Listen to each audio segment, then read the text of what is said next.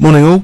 I played in a quick play yesterday, and there was someone there, a strong player, John Richardson, who I think he's an FM now.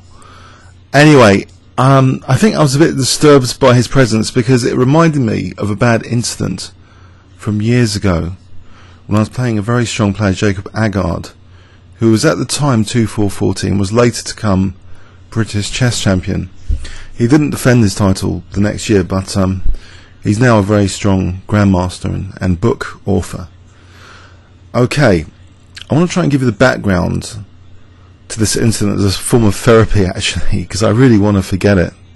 And I found that posting painful losses has helped on the channel, you know, and obviously they're instructive as well. But chess is an emotional game as well, it's psychological. And I think when you play someone, especially higher rated, I think it's nice to be on a fair pegging, not just with equal number of pieces, but equal amount of concentration and not being distracted by spectators, for example, saying, you know, about being outclassed or much weaker than the opponent. You want to start off the game and play the game with an equal pegging, and unfortunately this wasn't the case anyway. I was getting hammered shortly after the opening against Jacob Aagaard, but it didn't help that one of the players in the tournament, who seems to lack tact and diplomacy even today, as evidenced on certain internet chess forums, he made this comment about me being outclassed, which became a painful memory, one of the painful memories of playing in tournaments. But this was a closed tournament, it wasn't a Swiss tournament. It was a closed tournament organised by Adam Roof, the London IM Norm All Play All, 1997, organised by Adam Ralph. Anyway, I'll show you how the game progressed. I was feeling a bit rough anyway. I was like about 190, overrated junior. I think I'd won the Lloyds in 1999, won the Lloyds National Under 18. I'd played some good games in the years between 1989 and 1997. I'd achieved my full FIDE rating. So I was 22-10 at the time of this game. Maybe I'd gone down after a good 1993 Lloyds Bet Masters. I'd gone down to 22-10. Okay.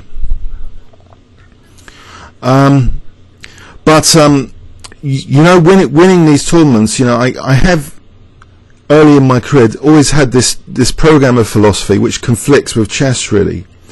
That in computing and programming, you develop a program and it's reusable. For something to be reusable, it's kind of generic, and that conflicts with the concrete nature of chess and chess positions. And you know, the notion of strategic crush was kind of alien to me. I'd thought that the game revolved around king safety, so getting resources around the opponent's king. I'd simplified the game to that. So being strategically crushed was not something I was even really that too aware of. But bear that in mind for this game. That my play was a bit. It was cautious. I just thought I'd throw in the London system because I was already having a bad time in this all play all event. So I thought I'll play solidly. But Aagaard plays e6, so he's inviting a French defence. Let's call him Jacob. I play knight f3 actually, and he strikes in the centre with c5. Aggressive move now. Okay, a good move. c3, and I'm going to try and play for the London system because I want to try and draw the position.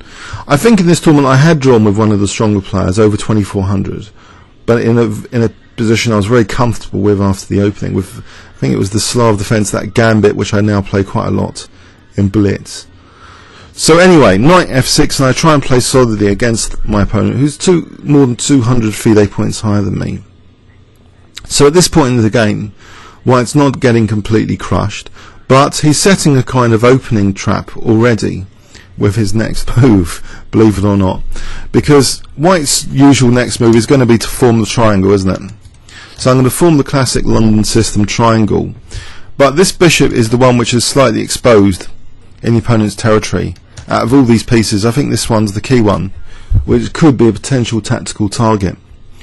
So he sets a kind of London system trap, actually. Maybe that's another name which could be associated with this video.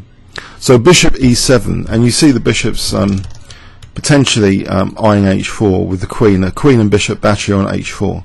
So imagine there's a knight h5. If I don't create a pigeonhole for my bishop, then am I going to lose my bishop on g3? Now, the principle of losing the bishop on g3, I had established that wasn't such a harmful thing in a previous Lloyd's Met Masters, when someone had routinely captured the bishop on g3, given me hg, given me a strong h-file attack, and when I castled queenside, I actually won a game like that. But here it's different.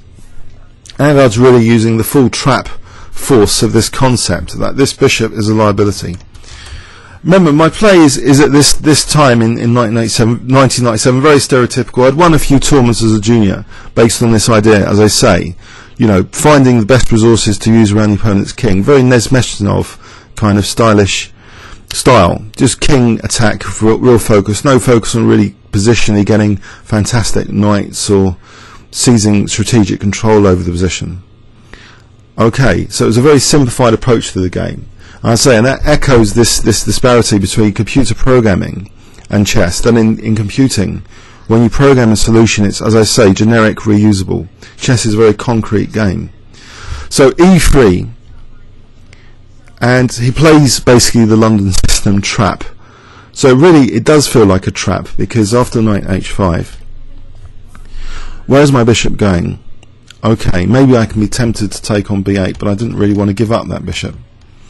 If we add a kibitzer here and look objectively at bishop takes b8, just before black has a chance to sort of play knight c6, this is actually given by Rybka as the strongest move in the position. Bishop takes b8, giving up that dark square bishop. I think it might increase white's grip on the dark squares. This knight would take time to get back, so maybe, you know, there'd be potential for e4 later, and that might not be such a bad move as it seems. Bishop takes b8. Or even there's another counterintuitive move, capturing away from the centre, d takes c5 given, with the idea of allowing even double pawns. And then that's interesting as well. You know, of course computers think of absolutely everything. Far from being the programmer, the computer is a program running, looking at millions of positions to find the solution which is unique and tailored to the position. So this position I wouldn't have at all considered. Apparently it's a tiny fractional advantage to white. Maybe white's got some nice control of e5. There's no problem bishop to be trapped. So that's a lot different to the game. Okay. Turn off that kibitzer to release some resources. So e3 knight h5. So the London system trap is played basically. And it goes like this. Not an immediate f5, because f5, f4 is not that effective, right? Because there's a pawn on e3. So what Jacob does is knock out the pawn on e3. He plays c takes d4. So now f5, f4 is tactically a menacing threat, unless I'm really prepared for this kind of positional sacrifice of taking that knight on b8 at some point. So e takes d6. Of course it wasn't, it was still possible there, I guess actually. Bishop takes b8 here. But now, you know, the trap is set for the bishop. There's no bishop takes b8. It's been extinguished with that d6 move. So the trap is set. We have this awkward looking knight on h5. h3 is no longer possible unless I want to accept some dynamism on the f-file, which looks ugly. But maybe that's an alternative to generate some practical chances. So playing h3. Okay, I play knight bd2. It's not at this point yet that someone who was in the tournament said about me being outclassed, but I would just like to say on that point, if you do get that in your games, in FIDE rules, it's not nice to be distracted. It's actually an illegal thing. Look at the mobile phone rules. You know, if someone's mobile phone goes off, you can claim the game. Now, if someone's friend starts interfering with your concentration of the game, I would strongly suggest, you know, making a point of it to an arbiter, because this kind of conduct is not pleasant. When we play chess, it should be on equal terms. There shouldn't be these attempts to distract the opponent. We've had enough psychological rubbish from past, even official world championships, which has been documented. When we play the game, it should be on equal terms. So knight c6. Anyway, the game's not really on equal terms because Jacob's much stronger, higher rated player anyway. So bishop d3, and he's also got me in effect. This is an opening trap for the London system, because what do I do about this f5, f4? It seems already I'm in a trap. So bishop d3, f5. So how do I get out of the trap? Well, I find tactically there's a resource. Maybe I can try and exploit this f5. Maybe there's a tactical pawn sack here.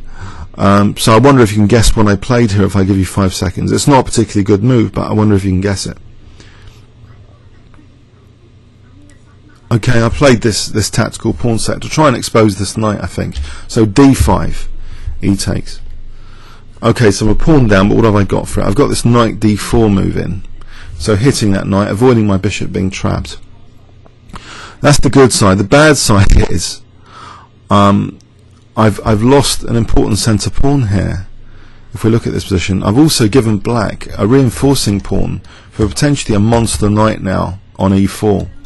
So this isn't a brilliant long-term pawn sack. So knight takes d4 was played. So if queen h5, there's g6, and then maybe just the knight retreats, maybe even maybe it just retreats to c6. So okay, so I just take on d4. Now g6 is played anyway. So maybe d5 is weak. I thought it's a queen f3, but now Jacob just protects it. So my position has got the seeds of total destruction here, because basically, look at these two pawns. After this London system trap, my opponent is threatening this monster knight. And such a monster knight would form the basis of a description, or an insulting description of me about being outclassed.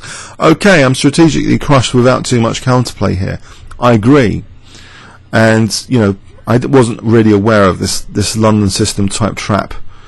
You know, I wanted a safe, cosy position with the bishop maybe on h2, and all the dreams are being shattered. There's no c4s, c5s to try and extend the scope of the bishop or anything. All the illusions are being shattered. I'm faced with a horrendous position here. So bishop b5 check, bishop d7. So I put the bishop back. I know I've wasted time. I thought, I don't know what I was thinking actually. I thought maybe d5 is going to be vulnerable, but all he does now is bishop c6. And his position is becoming secure and securer with every move. So h3, we both castle. Now the monster knight emerges on it, coming to e4. So I've been totally outplayed. It's an absolutely ideal position for black, with all his pieces, a lot of them, you know, reinforcing this knight on e4. And not only that, I'm getting weaknesses now on all parts of the board as a result. Queen b6, again, as we saw in the previous game, you know, queen b6 is often powerful on the diagonal, on the b file. So my position is getting more and more under pressure. And now he seizes control of d2, even stopping a knight retreat potentially with bishop g5. So also tempting other further weakening pawn moves. So bishop h2, it's horrendous. It's totally horrendous. So what do I do with my queen here? The position now is completely lost. And I think it's around this point that I have this comment as well, to add insult to also being upset anyway that it's gone like this, about being outclassed by someone who was playing in the tournament, and as I say, someone who seems to lack any form of diplomacy today. I think one of the reasons might be his name, which I'm not going to say, but it doesn't go too well with the prefix master. I'll give you that. So it's an unfortunate name to have in chess. But anyway, okay. So queen b4 was played, and please don't speculate. Yeah, I'm not going to say who it is. Okay, but I was off put at this point anyway, and I should have really resigned. The position is actually completely resignable now. But the points that I want to make about this game, as I say, it's partly therapy going through this game. It's horrendous. And Jacob was later to become the British champion anyway, but already at the time he was 2-4-4-0, as I say. So the position is resignable. I play on a few more moves. I play f3. After knight d2 I move the rook. So I'm in routine mode now. In routine mode now. I just have to defend these threats, which are fairly horrendous. The knight's gone from its pretty position to actually threaten concrete stuff now, like forking queen and rook. So I play queen c3, but unfortunately the rook on the 7th is now pretty powerful. Again, these pieces and pawns are all vulnerable.